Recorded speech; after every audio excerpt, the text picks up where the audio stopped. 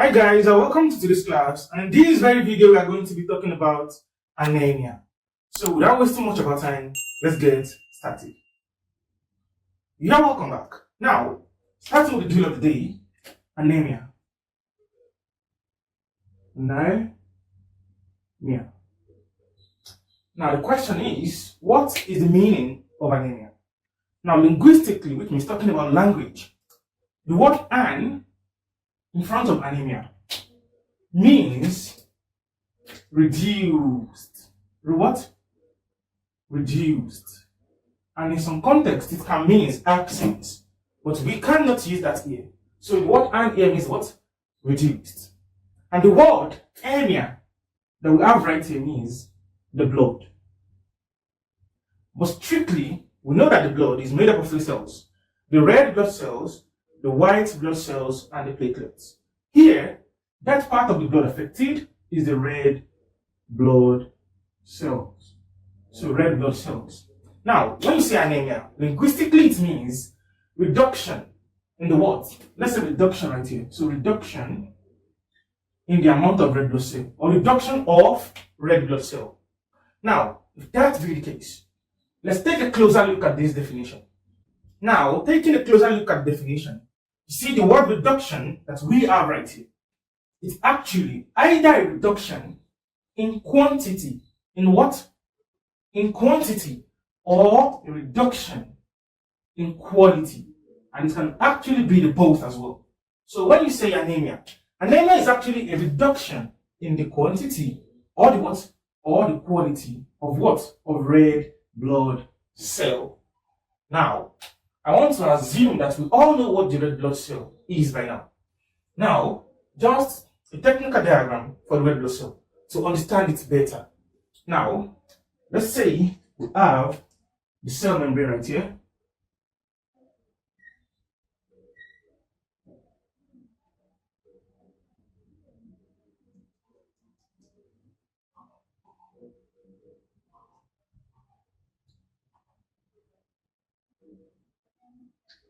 So, inside the cell membrane are some structures called the hemoglobin.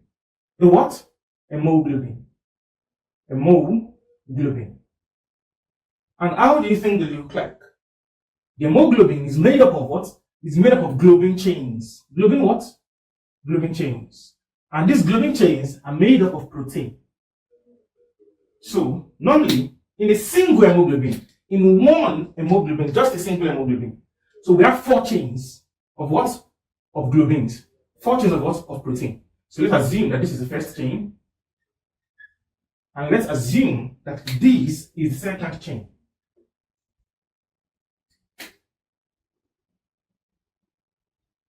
So let's assume this is the third chain. And this is the 4th chain. Now all these guys, they are what? They are globin. They are what? Globin. So made from where? From protein. And the point is, inside, apologies please, inside each of these what? Inside each of these globin, we have something they called the M. The what? The M. So which forms this part? So we have another M right here, another M right here, and another M right here. Now, if the globin are made up of protein, the M, these guys, they are made up of what? Iron. As simple as that. Now, what is the most important thing? The most important thing is that you see, collectively, these guys are called hemoglobin. Which means a single hemoglobin is made up of 4 units of what? Of M and what? And globin. As simple as that. Not difficult at all. We have nothing less than 280 million. And we do not want to talk much about anatomical aspects. Now, the point is that, you see, the function of this M is to pick up oxygen inside the blood. And the oxygen binds with the what? With the M. It enters into what? Into the M. So oxygen inside the what? Inside the body. For example, from the lungs. They enter into the what now? Into the M. And when they enter and bind with this hemoglobin, it forms something new called oxyhemoglobin. Oxy what? Oxyhemoglobin. And the question is, what is the meaning of that? When they say oxy, it means the oxygen coming from what? From different body parts.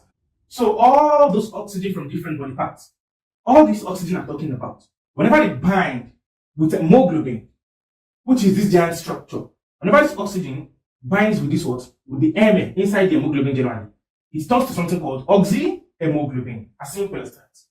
And you see, oxyhemoglobin, when the hemoglobin, when it gets saturated, when all this Mn, when they get when they bind rather with what? With oxygen, what happens to the hemoglobin is that it gets saturated. It gets what? Saturated. And only a saturated hemoglobin have a bright red color. Bright red what? A bright red color. As simple as that. So the point I'm trying to make here is that if we have a single hemoglobin here, and you know it has four chains, and inside each of the chains we have the heme, which is the ion. Now, out of these four ions, if we have oxygen inside a single one here, follow this. If we have oxygen inside a single hemoglobin, as in a single heme here, it means this one is unsaturated. On what? Unsaturated. And this kind of hemoglobin, they have a dark bluish color. A dark what? A dark bluish color. Now, let me recap right from here so we can understand everything I'm trying to say perfectly. Now, a single red blood cell like this has a lot of this structure inside it. And this structure is called hemoglobin. And hemoglobin is made up of heme and globin. Each have four. The globin chain, the third globin chain, and the fourth globin chain. Within each of the globin are some guys called the what? Heme. And this heme, the function is to bind with what? Oxygen from different body parts. So they bind with oxygen and they transport it. Now the point is, when all the hemes inside a single hemoglobin binds with what? With oxygen throughout, the hemoglobin turns to oxyhemoglobin, which means it is saturated with oxygen. And hemoglobin that is saturated with oxygen have bright red color. As simple as that. And now, why some hemoglobin that doesn't completely bind with oxygen are called unsaturated what? Hemoglobin. And so therefore, those kind of blood are dark bluish in color. As simple as that. That is what I mean. Now, back to work. We said anemia is what? Is a reduction in either the quantity or the quality of what? Or the quality of red blood cell. You see, when we talk about the quantity, it means the total number of what? Of red blood cells. And if that means quantity, I think we don't have issues with the number, then we understand that perfectly. And then when they say quality, quality is talking about the characteristic of a normal blood cell, of a normal red blood cell. And now, to make this easier for you, about quality, we have a lot of things we used to qualify what? The red blood cell. It must have a normal shape. It shouldn't be too big or too small. So, and no. Shape is not about big or small. Shape is actually about the kind of shape it assumes. Don't worry, you understand. When we say sickle cell anemia, we are going to reach there. I'll explain what it means. So sickle is actually a shape. So when there is abnormality to the shape of the red blood cell, it means anemia is setting in. Apart from that, we have things like size. That size, we have things like monocytic, megaloblastic, microcytic. So you understand everything, do not worry. Now, the point is, apart from that, we also have things like color. For example, now we're talking about the hemoglobin getting saturated to become bright red, or the hemoglobin getting unsaturated to become dark bluish. So the point is that if a red blood cell does not have a good color, it means color as well can be a quality. So when you say hypochromic, hypo means lower, and the chrome refers to color. So if the color is not up to the standard, which is the bright red, you know the quality of that red blood cell is not good enough. As simple as that, guys. So the point is, when all these things, when they are getting reduced in the red blood cell, that is what anemia really means. Now, for general definition, most of the times they used to say anemia is a reduction in the amount of hemoglobin. So they are correct too. I'll explain in a minute to you when we're talking about the types of anemia.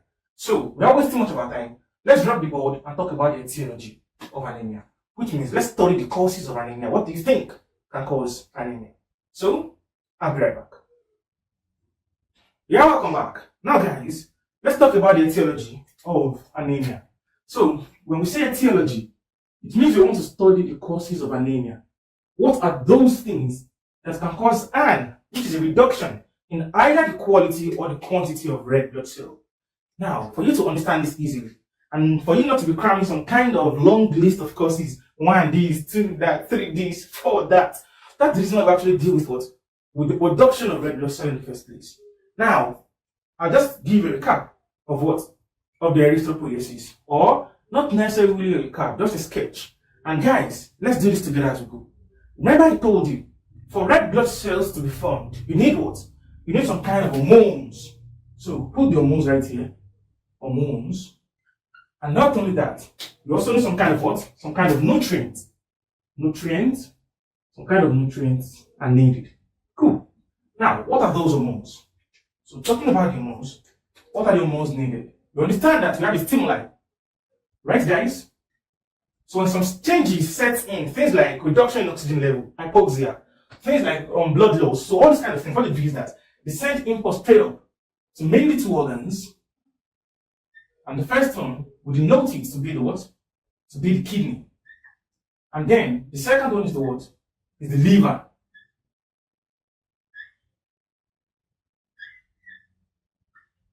Now, we said the kidney and the liver are going to release some kind of what? Some kind of hormone called erythropoietin. Erythropoietin. Cool. Now, after that, what will happen next? The next thing is actually very simple. So the point is that this erythropoietin is going to come down to somewhere. And where is it coming to? It's coming to any of your long bones or any part of the body that can produce what? That can produce red blood cell. So any part or any type of bone that can produce the what? That can produce red blood cells. So this is a bone, for example, now. So the point is that inside this bone, we have a cell there. So let me change my arrow to the side. Erythropoietin is going to act on this cell. And we call this cell the what? Hemocytoblast. Hemocytoblast. Cool. So we said, since we want to form a red blood cell, hemocytoblast is going to grow through stages. So to become a cell, become another cell, so until it becomes the last cell. And that last cell, we said it is a reticulocyte. And the reticulocyte is going to find its way. Let's do this. Let's have our blood here. The bloodstream right here now. So, the bloodstream right here.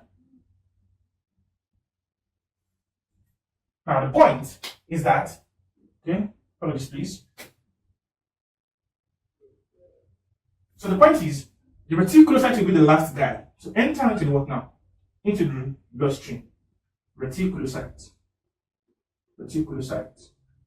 Now, let's remember, I told you that these guys, when they are being driven through the stages of erythropoiesis, so this stage is just the stages of what?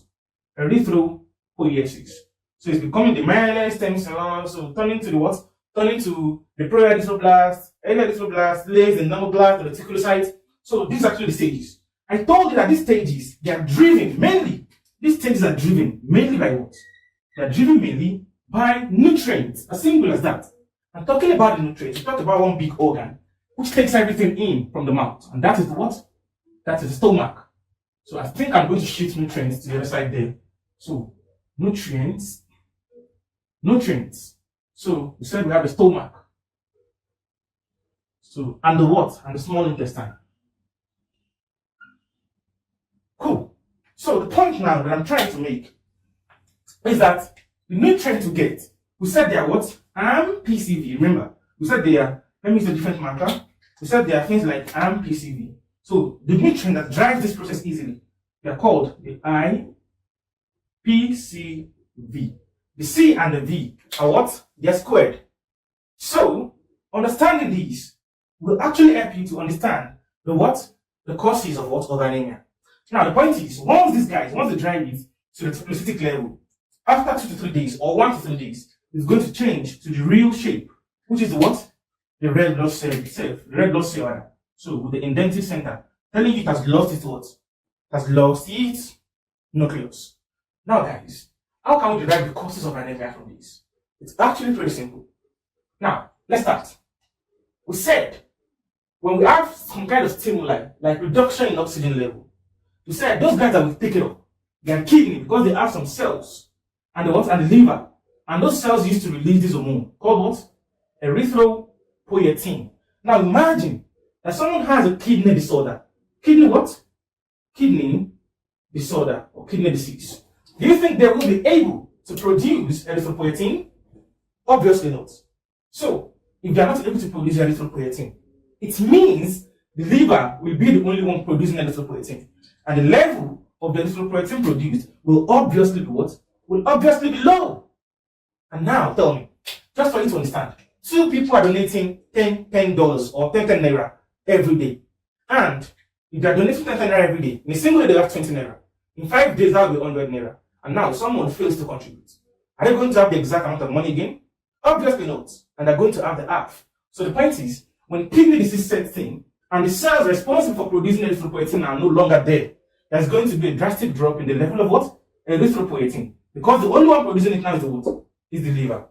And if there's a reduction in the level of erythropoietin, it means the erythropoietin will not be adequately driving what? Will not adequately be triggering hemocytoblast. Which means the amount of red blood cell that is going to be in the bloodstream at last is going to be very low. Due to the reduction in what? In the triggering factor, which is the erythropoietin.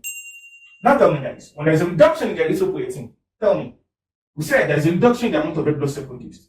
When there's a reduction in the amount of red blood cell produced, is that not the definition of anemia? Of course, that is it. So the point is, if you have a kidney disorder, so that can be a cause for what? For anemia. Now, apart from that, imagine that the liver too has been diseased. So, liver disease or liver disorder. It means, both the what? It means if the kidney of this person is working, but the liver is not working, still the level of erythropoietin is going to be low. And the point is, the quantity of red blood cell produced is still going to be what? It's still going to be very low. Now, apart from that, imagine these 2 things are happening at the same time. What do you think will happen to the production of erythropoietin? There will be no production of erythropoietin at all. And that is going to drastically affect the what? The production of red blood cell, leading to anemia as well. I hope you understand that, guys. Now, if that be the case, what next? Let's leave the erythropoietin store. Let's leave the alone. Let's come into this what? Into this hemocytoblast.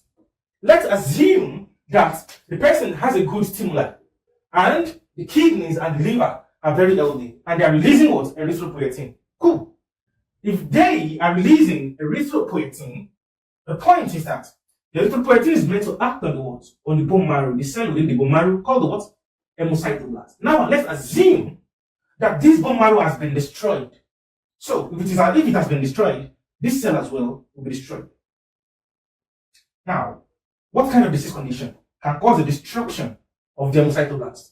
Just right, bone marrow disease. Bone marrow what? Bone marrow disease. As simple as that. That can be a cause for what? For anemia. As simple as that. So if the bone marrow has been affected, the point is there is no cell to drive us through the what? Through the production of erythropoiesis. And the number of red blood cells is going to what? Is going to be minimal within the bloodstream. As simple as that. Now, apart from that, what next? We said when these cells are trying to grow, they are making use of what? RPCV squared. And all these things I told you, they are entering normally through the what? Through the mouth. Into the what? Into the stomach. Now, just let's take some examples here. We have iron right here. Right, guys? Now, if the person does not have adequate intake of iron, now, the person is getting short on the nutrients. So you can think of things like malnutrition. What? Malnutrition. Let's put that one here.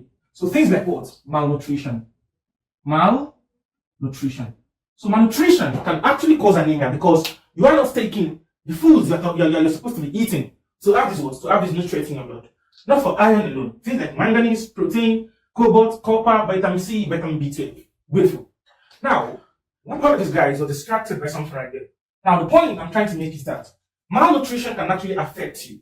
Now, let's assume that this person is actually taking in the nutrients. The person is eating the nutrients. You know, all these nutrients, they are meant to what? They are meant to enter into the stomach. We have some nutrients that the stomach will work on them so that it can be easily available in the blood. Example is things like vitamin B12. Remember, the stomach has a pyreta cell that releases intrinsic factor that binds with the what? Vitamin B12, transports it down to the ileum, and get it absorbed into the bloodstream. Cool. So the point is, now imagine someone has issues with the stomach. Let's assume that someone's having inflammation of the stomach, things like gastritis.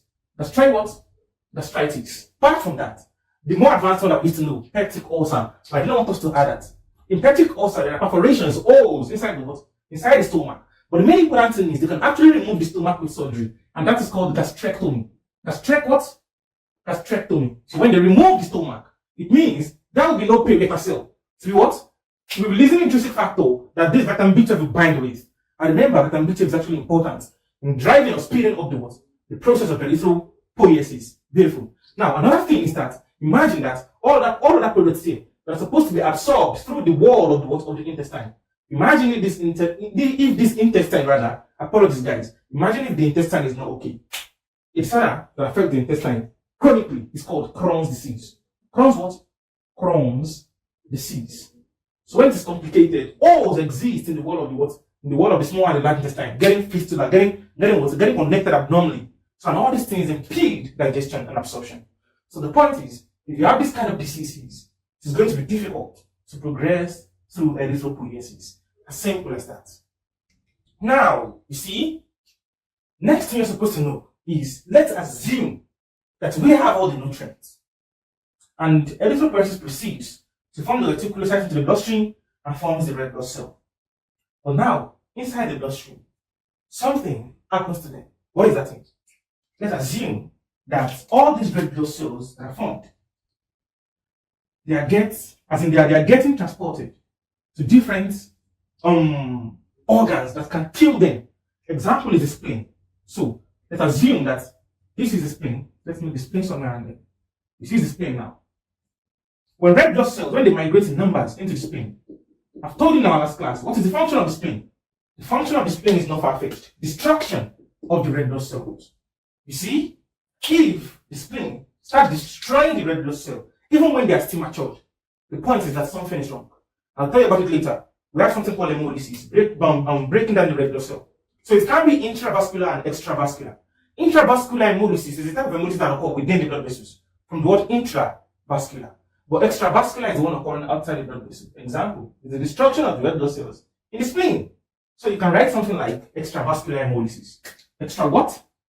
Extravascular hemolysis.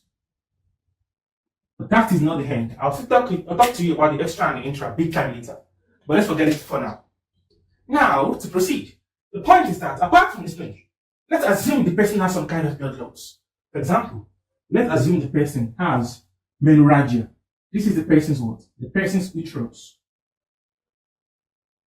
And the person is losing a lot of what? A lot of blood during menstruation. So if the person has some kind of what? Some kind of heavy bleeding. Heavy what? Heavy bleeding. And the blood is getting lost big time. That is called menorrhagia. You know what? Menorrhagia. So, menorrhagia. As simple as that. Menorrhagia can also be a cause of anemia. So during menstruation, if you have heavy bleeding, you can lose the quantity of what? Of the red blood cell to the external environment. And not only that, we have a lot of conditions like that.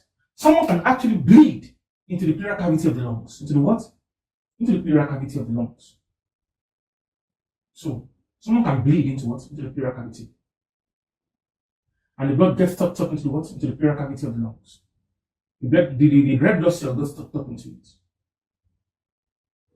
So we call this hemothorax. Hemo what? Hemothorax. It means hemo blood inside the what? Inside the thoracic cavity. Not something difficult at all. Let's also assume that someone is suffering from something like ulcer. So ulcer. So if someone is suffering from ulcer, the blood can actually be lost through the stomach as well. If some kind of wound perforates the stomach, the blood can actually be getting lost into the peritoneal cavity like that. So another thing now is peptic ulcer. So peptic ulcer. So you can say perforated peptic ulcer. That gets easier and also easy for the examiner to understand if you read that. So you see guys, all these things, they can actually occur to what? To the red blood cells when they are inside the what? Inside the bloodstream. Even you can add intravascular hemolysis. Where the red blood cell, they got what? They got destroyed as soon as they got into the what? Into the what? Into the red blood cell. That is intravascular what? Hemolysis. Intravascular hemolysis. Cool. Now guys, if you take a look at everything we have here, we should have at least 10 causes of anemia. So we have things like what? Kidney disorder. 2, liver disorder. So a little person got reduced, bone marrow disorder, making 3. And after that, We have what? Things that deal with nutrition. That is what? Malnutrition, gastritis making 5, gastrectomy making 6, Crohn's disease making 7, peptic ulcer disease making 8, extravascular hemolysis making 9, menorrhagia, that is 10. We have things like what? Okay, this is extravascular hemolysis. So we have hemothorax, so making 11. We have things like what? Peptic ulcer making 12. Intravascular too, that is 13. So guys, you can keep on going and going and going. So, but the point is, after this, let's even talk about the classification and types of anemia. I'll be right back.